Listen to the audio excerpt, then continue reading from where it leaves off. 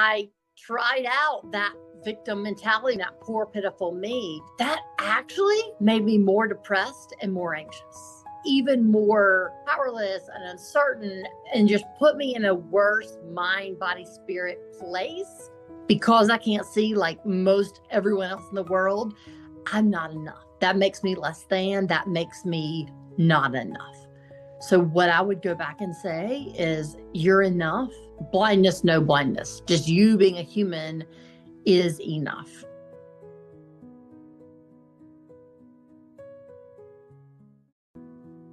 Hello, beautiful souls. It is Sophia from Sacred You. Thank you so much for being here. Before we dive into today's podcast, I do have a small request from my heart. If our conversations ever resonate with you or have supported you on your journey, please subscribe to our channel or like this video. It helps us grow Sacred You, welcome more powerful voices into this space, and keep you connected to everything we share. Thank you for walking this path with us. Let us begin with today's conversation. Welcome to the Pathways to Wellbeing podcast. My name is Sophia from Sacred You. I'm really excited and actually truly honoured to have with us in today's episode the beautiful Laura Bratton. Thank you so much, Laura, for joining us. Thank you. I appreciate the opportunity to connect.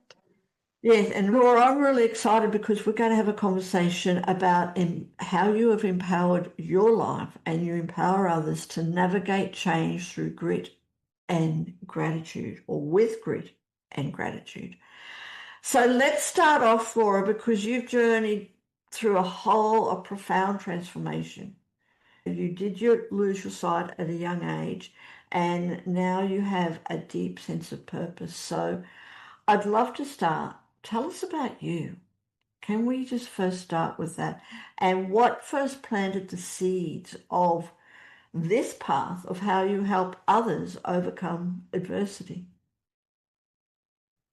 So they're both, to answer both of those, is they're very connected. So it's all through my life experience. So when I was 9, I was diagnosed with extremely rare eye disease. Still 30 years later, it doesn't have an exact diagnosis. I'm still doing genetic testing and gene therapy to try to figure out what was the cause of my blindness.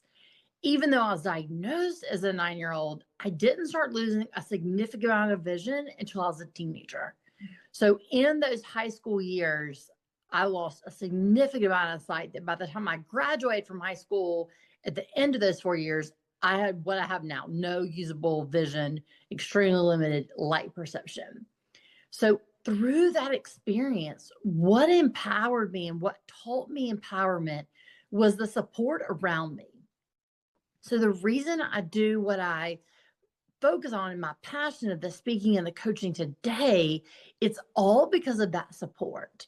So like I said, it was the support that empowered me. So I wanted to be that same support in the world as others navigate through major change. Yes, and it's so good. Can I just take a moment, Laura, just to right at the very beginning to really honor you? You know, it's not an easy world that we live in now, in today's world, and to have a extra challenge of not being able to see takes so much courage and so much grit. Truly, truly. I'd just like to really honor you and to be able to be an inspiration to help others.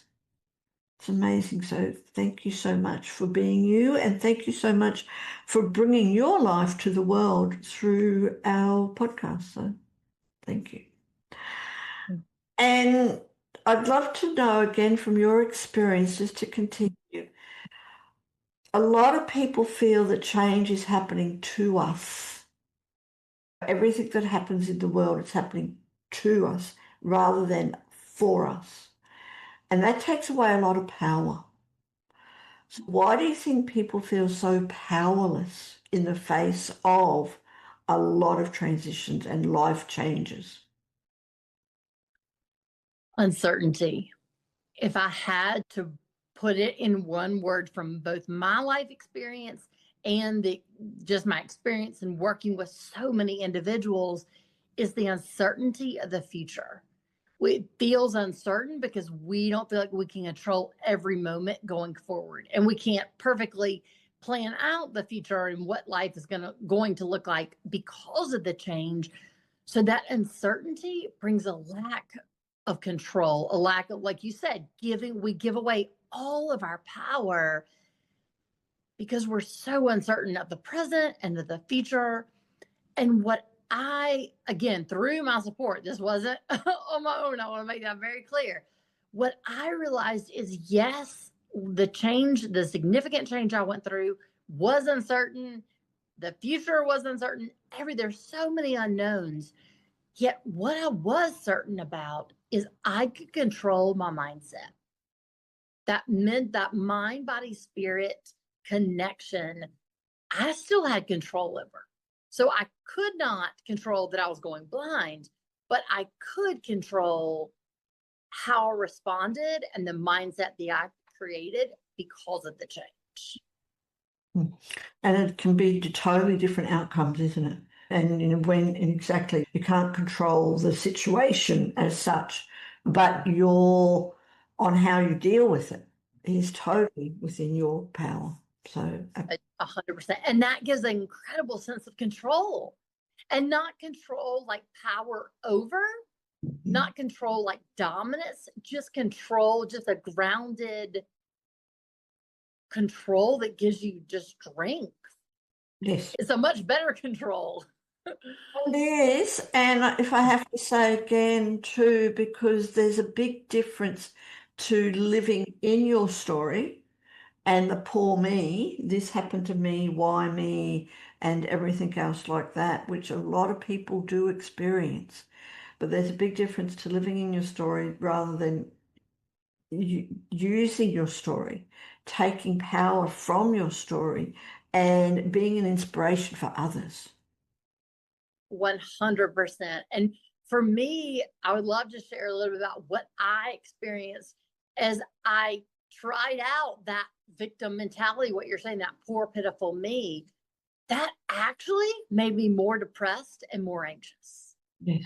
That gave me less control and made me feel even more powerless and uncertain, and just put me in a worse mind, body, spirit place than what you described, of just saying, okay, this happened.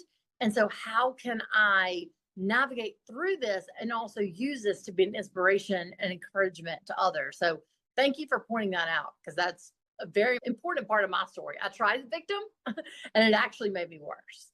And it would, because it brings your whole vibration down. People don't realize that. It takes a lot for them to go through before it's, okay, I need to do something about my life. But tell us, Laura, how did you get from being a victim and feeling that low vibration, being depressed, to where you are now? What actual steps did you take to get out of that victim mentality? So there was not one magical moment where I just woke up and it instantly changed. It's exactly what you said. It was steps that led into a life of empowerment. And it all started with the support around me. So just a very practical, real world example. What I mean by that is, I'm depressed, as I'm anxious, as I'm grieving that I was losing my vision and becoming blind. Every single day in those high school years, my parents would remind me, yes, we are all grieving. Yes, it's uncertain. Yes, we have to adapt and adjust. Yes, we don't like this. And all we have to do is take it day by day. So they taught me the gift of living in the present and only focusing on the present rather than dwelling on the past or being anxious about the future. So again, that's just a practical example of that encouragement around me gave me the power to say, oh, if they believe that about me, maybe I can believe that too about myself. Another gift they gave me, that my parents gave me, was they didn't change their standards for me as their child. So I have one older brother, and they did not continue parenting him the same and then parenting me in that victim, you're less than mentality. Of course, they made accommodations where I needed accommodations, but their standards for me, their expectations didn't change. So they didn't allow me to be victim.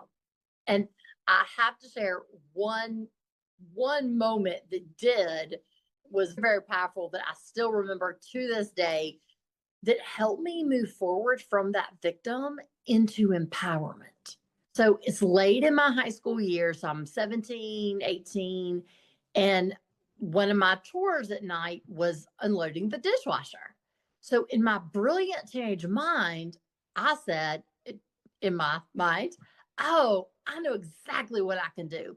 I'm going to use my blindness to get up everything I don't want to do in life. In my teenage brilliant mind, that was a great idea, right? It was absolutely going to work. And so when mom said, Laura, it's time to unload the dishwasher, my exact response was, oh, mom, I can't unload the dishwasher anymore. I'm going blind. Being a teacher, and that's an important part of the story, being a teacher, she turned around and looked at me and just said, Laura, unload the dishwasher. And then she just walked away. She just walked out of the kitchen and walked down the hall. As I'm thinking, you're a mean mom. My dad's in the den and he didn't jump up and go to our rescue. He didn't say, oh, sweetie, you don't have to unload the dishwasher anymore. I'll just baby you and, you can play victim. It's totally fine. He didn't come to my rescue. So, of course, I unload the dishwasher angry, thinking I have the meanest parents in the world, right? The reason I share that gift and that story is because they were teaching me in that moment, you can't be victim. You can't use your blindness as an excuse, as you were saying, to keep your vibration low. Yes, as you unload the dishwasher, the silverware, the forks, knives, spoons, they might not be perfectly lined up in the silverware drawer, but that's not the point. The point is you can unload the dishwasher and you need to learn to believe you can unload the dishwasher. So because of that experience, that's when I realized, oh, I can't just go around in life using blindness and my grieving as an excuse to do what I don't want to do. I have to figure out a way to develop a strength and a mindset, body, mind, spirit connection that empowers me forward. Absolutely. And it's so very true. Thank you for sharing that, because a lot of people go through it. I no longer can do this, because basically it's not that I can no longer do it. It's that I don't like to do it. To do it. That's all. Not even that I can't do it. I don't like, you said it perfectly. I don't like to do it. Yeah. But we use our, conditions as an excuse, and it just doesn't empower us. It does empower us. Like I said, it makes us worse. Exactly. So congratulations, Laura, on having those mean parents, because they I still, to this day, we laugh about that story. I'm like, do y'all remember when? And of course, they have no memory of it. And I'm like, oh my gosh, I mean, that I just so vividly remember that story because it taught me you can't be victim. We're not going to, basically, they were saying through their actions, we're not going to let you get away being victim. Yeah, totally. And that is what brings about power. Yes. Empowering yourself and being an inspiration for others. So thank you ever so much for that. And Laura, from your own experience, what do you think is one common myth or understanding that people have about what it really takes to be more resilient? Again, this is from my own experience and from working with others. We think what it takes is ignoring our feelings and just pushing through. What I've learned resilience takes is acknowledging and validating our feelings and then choosing to move forward. So again, a practical example with me is it's not being resilient when I don't feel any fear and then I just say, okay, now I'm going to live the rest of my life. It's acknowledging that fear, validating that fear. That's real. I've every reason to feel fearful. I'm not sighted in a sighted world. Yet I choose to validate that feeling and then still move forward, even in the fear. Yes. Thank you for sharing that, because you need to. If we don't, I'm not going to say tackle, it is, but if we don't use the fear, if we don't challenge the fear, as you said, we don't move forward, we don't grow. And why do you think a lot of people get stuck in that mode, in that victim mode, in the fear mode, while others can go through it and eventually find their inner strength, their power? I think it is definitely because we feel that if we, let's use the example of fear, if we feel the fear, it's going to swallow us and we're never going to recover from the fear. So just as you used, I love that analogy of the tackling the fear, we feel stuck because we think the fear is going to tackle us and shut us down forever. So it feels easier to stay stuck rather than choosing to feel that emotion of fear and then move forward. So once we can acknowledge and validate and just give life and breath to, yes, this is how we're feeling, the anxiety, the depression, the grief, whatever it might be, that then empowers us to move forward. So not acknowledging the feelings is what I've found causes us to be stuck. Yeah. Yes, we're avoiding, and a lot of people live in that avoidance mode, as you said, not acknowledging what Right. is really happening to us. There are Right. so many people I come across in my life, and even including my own parents. Just the fact of getting age, just the fact of aging, it's not happening to me. It happens to everyone else. Right. Yeah, sorts of different things. So yes, It's always going to happen to other people, yes, right? yes. Yeah, where it won't happen to me, I'm fine. I'm better than, or I'm above that. Exactly.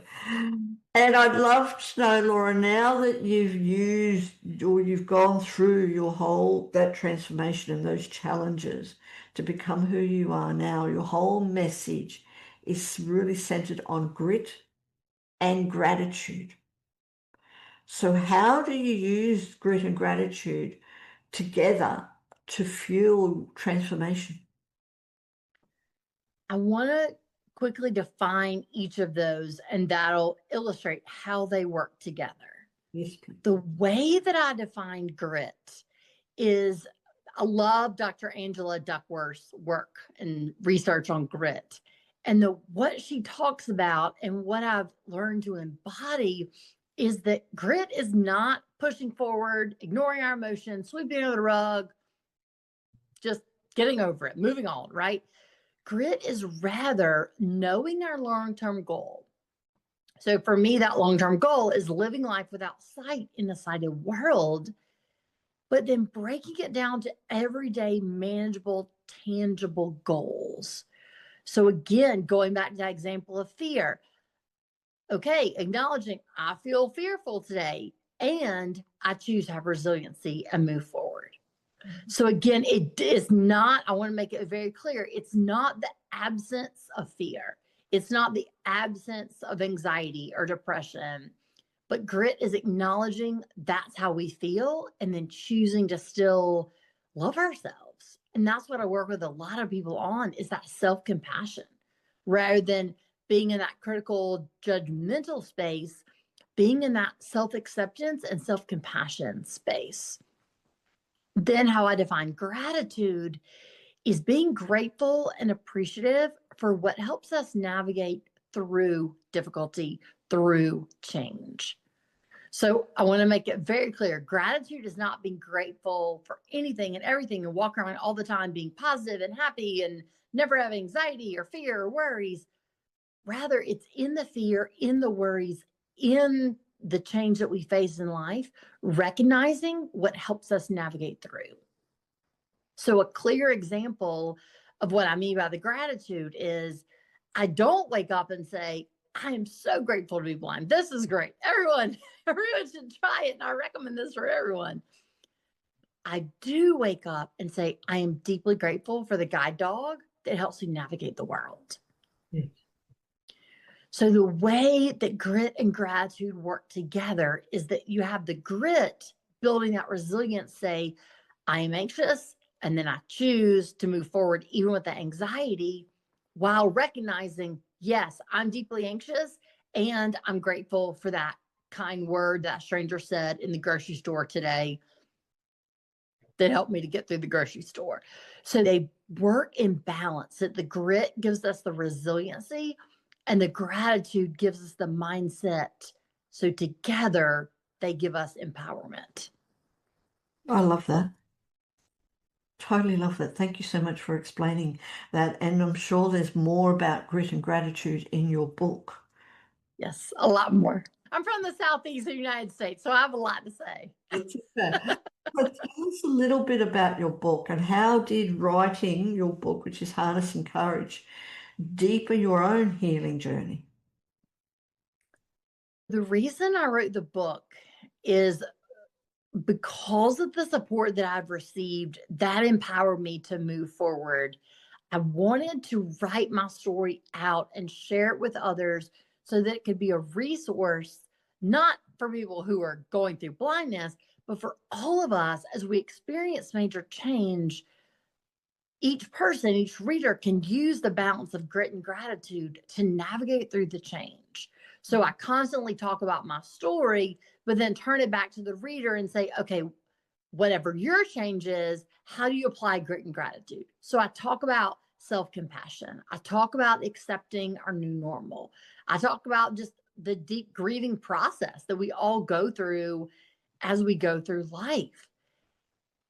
Writing the book was deeply healing for two reasons. One, it was incredibly healing just to write it all out because there was so much both difficulty and strength that I'd honestly forgotten about. In the moment, you're just navigating through life, right? You're just getting from high school to college and college to grad school and grad school to profession. You're just moving through life. Yes, and it's so very true. And thank you, because you are an inspiration. You really are. And even coming down from going through high school and losing your sight and not giving up, but continuing to university. Yes. And getting a master's or a bachelor, let me see, a bachelor in psychology, and then also master's in divinity, being completely, if I can say, completely visually impaired by then. 100%. Yes. Yeah. And that shows so much strength, so very much strength. And again, I just like to really, just to thank you and honor you because so many people would give up. No, it's very challenging not being able to see in this world. I also, for me, the personal thing, because I have a lot of physical challenges too, but it would be so hard, I think, not being able to see in the world and also being a complete quadriplegic. So very difficult, and a lot of people would give up. So thank you, Laura, for being you and for continuing and bringing your life, your energy to the world. And not only that, you've also established Ubi Global. Tell us more Yes. about that and what is Ubi Global? Yeah. So that is the Latin word that means when or where. So when I'm working with people, I'm always asking the question, when or where do you need to experience grit or gratitude and the balance of both? So what I do is I speak to organizations, companies, associations who are navigating through change and trying to figure out how do we move forward through the change, not just be victim and shut down because of the change. And then also work with people individually on that same perspective as they go through change. How do they use the balance of grit and gratitude to navigate through? And most of the people that I work with on the coaching side are going through non-death loss experiences. So what I mean by that is we often think of grief as only the death of a human. That's the only time we can grieve. What grieving is the loss of any part of our life that was incredibly significant to us. So that can be job loss, job change, relational change. That can be diagnosis and illness that we're experiencing a physical change. There's so many forms of grief that we go through throughout the course of our life. So that's my goal through the speaking and the coaching, to empower others as they navigate through their change. Yes, and we lose so much, as you said, in our life. And I think life is a constant grieving process about all the different things of that change. And Yes. it's becoming that, it's stepping into the power of that grief and using it to help us go forward. And I'm so glad I love how you phrase that. I wish we all could acknowledge life is just a constant grieving process. Yes. Right. And I would love to share a brief conversation that I had with a mentor that taught me exactly what you said. So I was getting ready to start my freshman fall college first semester, and it was about a week before I started college. And I was in an administrator's office, and I don't even remember exactly. We were meeting something about the beginning of the school year, but I don't remember exactly what. And at the end of the meeting, she said, "Laura, I just want to tell you one last thing." She said, "You think that you've grieved through the 4 years of high school. You've grieved your sight, you've grieved your vision, and now you can move forward. I just want to give you permission and let you know that the grieving process continues. And that's not a weakness. That's not a sign that you have not accepted your blindness. It does not mean you can't move forward. It means that grieving is a part of your normal because you've lost your vision. So you can grieve and move forward all at the same time." So I share that conversation because of what you said, I love how you phrased it. She gave me what you said, permission to grieve throughout life. And no, that's not bad or wrong or weak or I should be over it by now. It's just a process we all experience in so many different ways. Yes, it's so true. And we go through it like even grieving our childhood, go into being an adult, and you have to let go of your childhood. You people grieve, especially mothers and things, when their children grow up and leave home. You're grieving that. You grieve loss of relationships, of work situations, all sorts of things. Every day there is something in us that we have to let go of, that we leave past, and a lot of we experience grief through that without actually recognizing it as grief. Because most of the time when I say to people, let's work on the grief process, their exact response is, "I'm not grieving. I have nothing to grieve." They Well, don't, exactly what you said. They don't even recognize it as grief. yes, exactly. And we all have something to grieve on a daily process. So thank you so much for sharing that story too. And your mentor in the college that gave you permission to continue to grieve. Yes. And it's okay because it's normal. Right.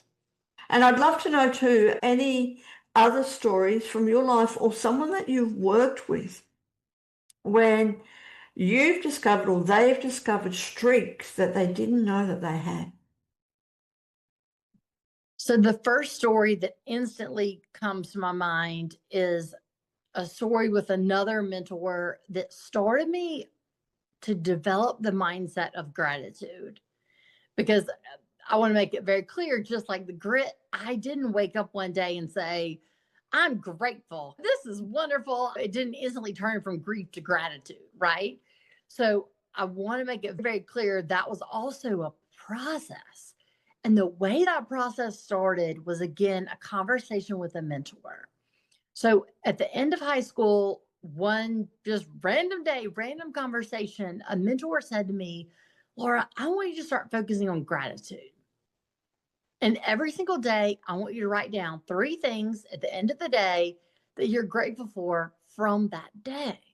Either people, situations, events that happened from that day that you're grateful for." Being Southern, I smiled and nodded and said, "Thank you, mentor."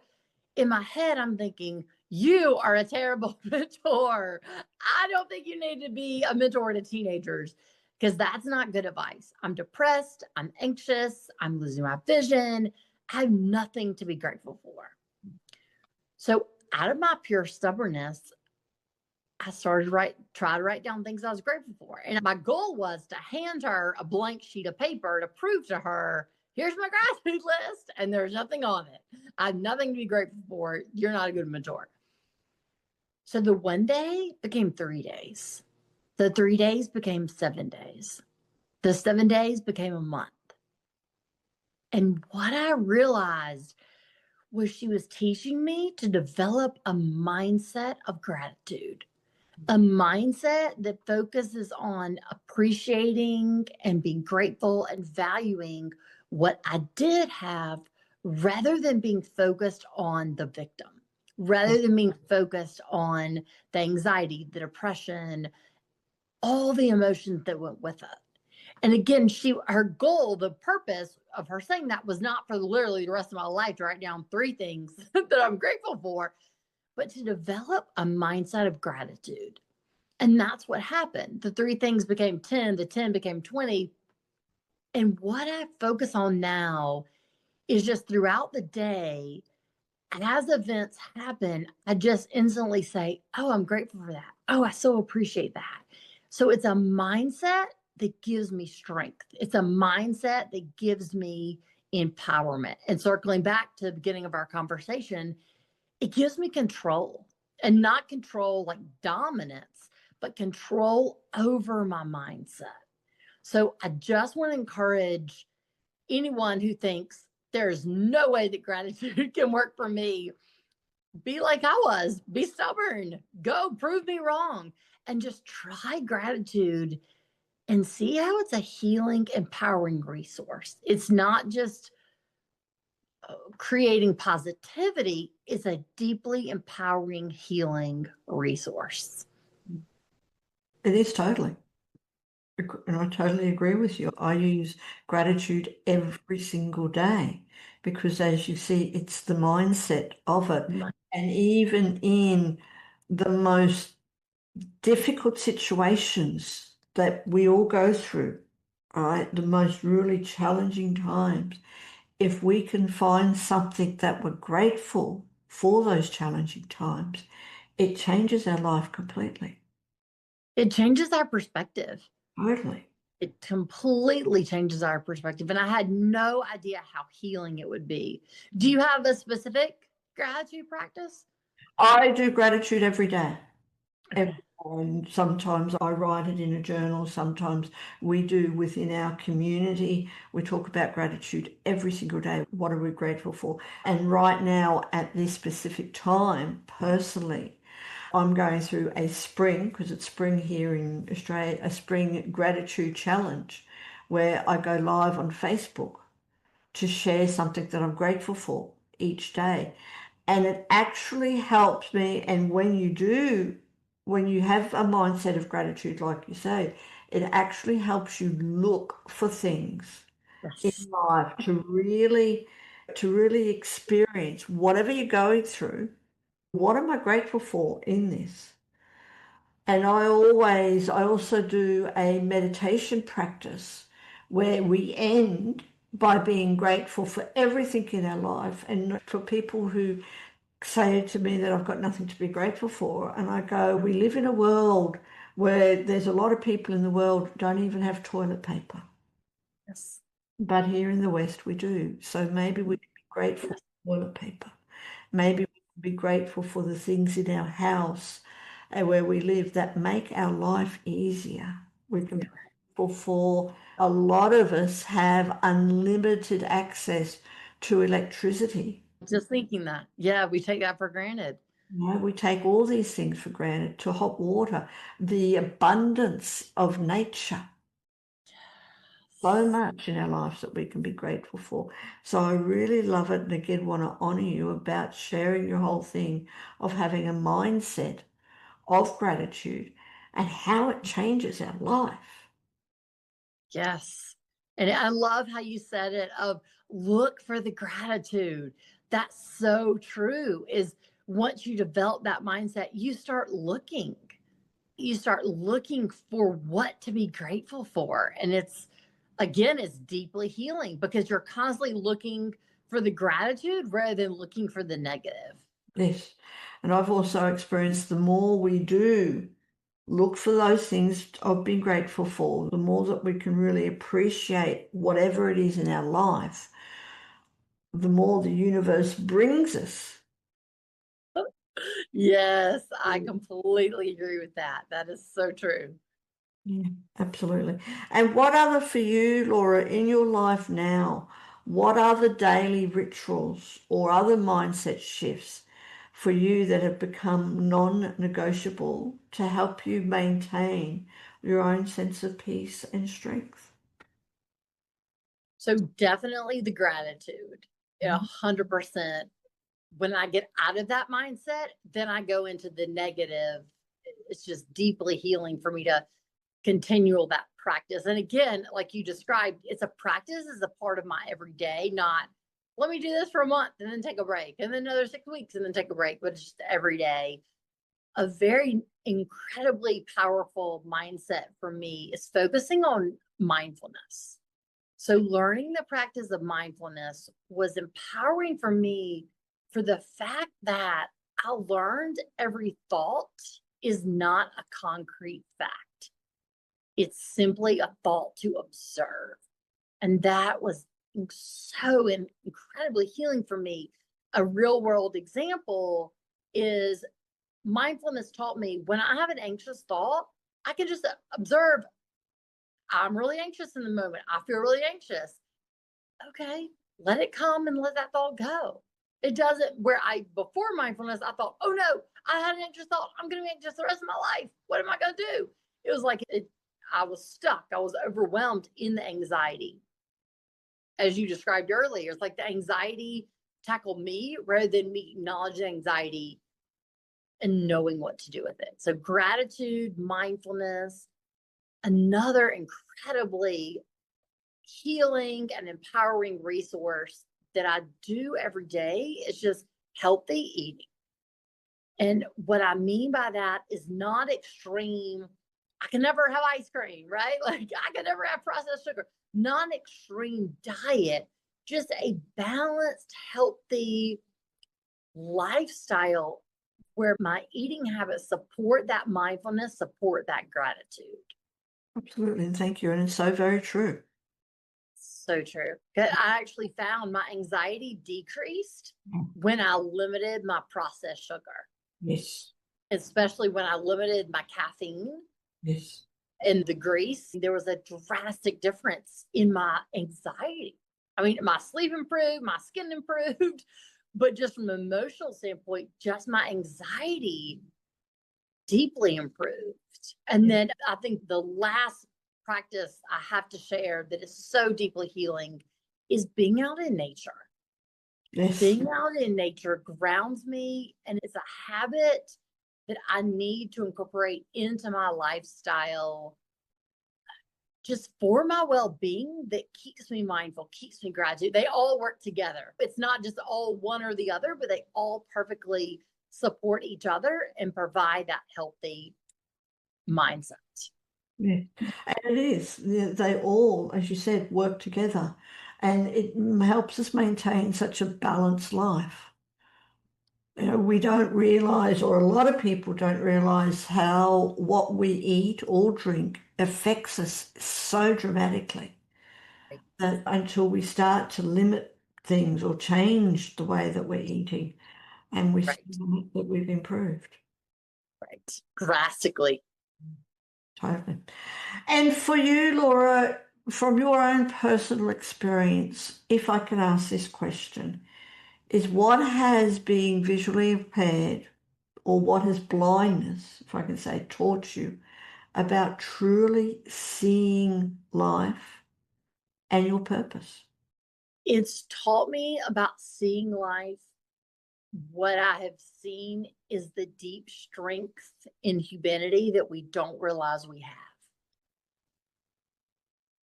And the reason I say that is because I thought when this all started to happen, I literally, this was my prayer, this was my everything. I don't have the strength to do this. Just end of story, right? There's no negotiation. I just don't have the strength. What I learned is I do have the strength. when I tap into everything we just described, the mindset, the gratitude, the eating, the being in nature, the support system, gives us the strength to navigate through life when we didn't have the strength or didn't think we had the strength. And I've witnessed that strength not only in myself, but in others. That deep strength that is, as we go through change, tapping into that strength that we all have. And so many people say to me, say to my parents, just say to my family, like, I could never do what she's done, or I could never parent a child that way, especially in those like high school, college years. And our exact response is, we didn't think we had the strength either until we were faced with it. Yes. We absolutely, and my mom vividly remembers just a few years before I was diagnosed, she remember reading an article in a magazine where it was about an adult man who had lost his sight. And she remember reading it thinking, I don't know how he ever did that. I could never do that. And then a few years later, she's parenting a child who's going blind. And she absolutely did it. So it's just, we don't realize the depth of our strength. Yes. It is incredibly deep. Yes, because we have that strength within us. We have that resilience. All we have to do is really experience it and go into that source that we all have. Yes. A lot of us feel, they say, that we only use about 10% of our brain or something, or 5%. I was literally thinking about that yesterday. That's great you said that. I truly was, yes, telling my stepdaughter that yesterday. It's like, we only use 10%. Wow. Seriously. That's unbelievable. Yeah. And imagine what would happen when we tapped into more of our potential. Even 20%. 20%. Even 12%, right? Exactly. All the resources that we have within us when we can just tap into it. Yes. Thank you. And Laura, if you could go back to that 9-year-old girl who was just starting to have the eyesight problems and starting to go through that whole journey, if you could go back to her, knowing all that you know now, what would you say to her? You are enough.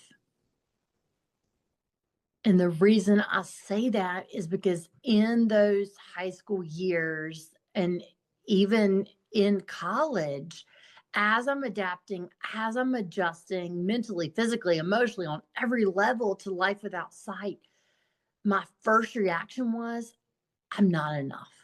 Because I can't see like most everyone else in the world, I'm not enough. That makes me less than, that makes me not enough.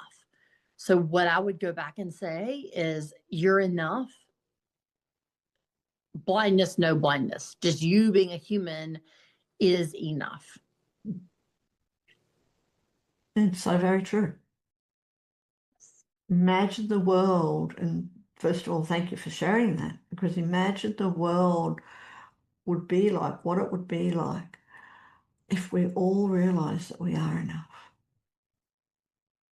We would operate from a place of self-love, self-compassion, rather than just mean and fearful. Yes. And always competing with others. 100%. If we could just rest in knowing that we're enough, 100%. And being ourselves. So again, thank you for sharing that, because it's so very true for everyone out there who is listening or watching this podcast. As Laura said, believe that we are enough, and just allow that to go into your body and really accept it. And Laura, before we wrap up, I've got so much more that I'd love to talk to you about, so please do come back. But for you, everything you've been through, what does courage actually feel like to you? What does it feel like in your body, in your whole, in your soul, in your spirit? What courage feels like now today is acknowledging the grief, acknowledging what is, and then choosing to still move forward. So again, a practical real world example, if I am overwhelmed by a situation. Courage looks like having 5 minutes in the bathroom to bawl my eyes out, feel that overwhelm, or take 5 minutes to call my best friend and vent about how overwhelmed I am, acknowledging that feeling, and then still choosing to say, yes, I'm overwhelmed. Yes, this feels impossible. And I choose to do one step to move me forward. So courage, I want to make it very clear. Courage is not the absence of pain, the absence of difficulty, the absence of change. Courage is not ignoring our emotions, pushing on. Rather, the courage is feeling, dealing with that emotion, and then taking one step forward towards our goal. Totally. Totally agree with you. Everything that you've said, I totally agree with, because it really is just dealing with the things and taking one step at a time and allowing life to be there for us rather than against us. 100%. Please. Okay. And what does the pathway to well-being mean for you? Living every day in the habits that I talked about, the gratitude, the balance of the gratitude, the mindfulness, the being in nature, the eating well, having all of those daily habits and routine. That's what it means for me, because that creates a foundation that as I experience good, I can experience good. As I navigate just difficulty and bad and overwhelming, I know I can make it through. So it doesn't look like the absence of pain, the absence of difficulty. It looks like creating that foundation so I can navigate through the good, the bad. So nice. Thank you. Navigating through everything, navigating through life, Yes. Whatever life brings us. So thank you. I'm just writing everything down, taking lots of notes from our conversation today, Laura, which is really good. So thank you. I love all the things that you're saying. And looking forward to sharing this with the world.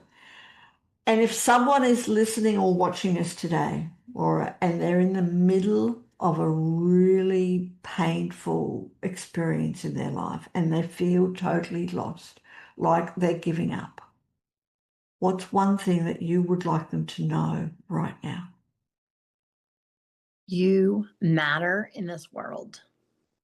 And the reason I say that is because when we're in that space of feeling lost, feeling alone, being swallowed by the adversity, the change, we feel like giving up, we feel hopeless, that takes all of our mental energy, mental, physical, spiritual, our mind body connection. And so we easily forget that we matter. We easily forget the gifts that we have that this world needs and desperately benefits from. So to remember that even in what you're going through now, the messiness, it's not taking away. I want to make that very clear. It's not minimizing or forgetting about or belittling what you're going through. It's to say, in the hopelessness, in the difficulty, in the loss, you matter. Yes. We all matter. Thank you. And you, Laura, also truly matter to the world. And I am truly honored to be able to talk to you today and to bring your message to the world, including your book, Harnessing Courage. I don't know if you've got it there, that will thing, but we will be putting the links of everything of it down. There it is, Harnessing Courage. Wonderful. Thank you so much. That's very good. Thank you for that. And also Ubi Global. We'll be putting that below for everything. For everyone, do click on the links and reach out to Laura, because we all have so much possibility within us. And it just, as Laura says, it just takes that one step. And Laura, as we wrap up, is there any other question that I could have asked you? And how would you answer? Again, just want to reiterate, gratitude is a healing resource. And I want to make it very clear, as we've talked about in this conversation, gratitude is not being grateful for the difficulty. It's being grateful for what helps us navigate through the difficulty. Yes, I love it. Love it. Thank you ever so much. It truly has been a wonderful honor, and I look forward to connecting with you again. So I'm honored. Thank you. Laura Bratton's final thoughts truly encapsulate the essence of this conversation. Gratitude is not being grateful for the difficulty. It is being grateful for what helps us navigate through the difficulty. Transformation often begins with the smallest realization that you still matter, even in the middle of the mess.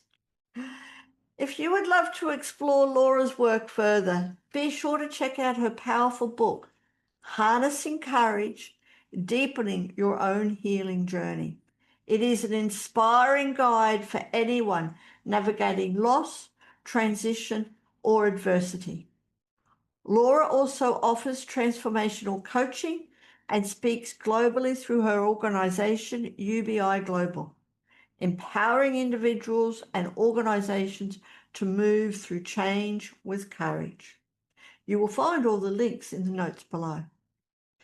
And at Sacred You, we are here to create a space for connection, empowerment, and transformation. Join us at www.sacredyou, that's the letter U, .love, for more empowering conversations and community connections. And as always, please subscribe to our podcast, share it with a friend, or leave us a review. We would love to hear your thoughts. As Laura shared, the journey through change begins with self-awareness and the courage to feel deeply. True empowerment comes from daily practices, mindfulness, nature, and nourishing our body and soul. Until next time, stay grounded, stay inspired, stay connected, and keep walking your pathway to well-being.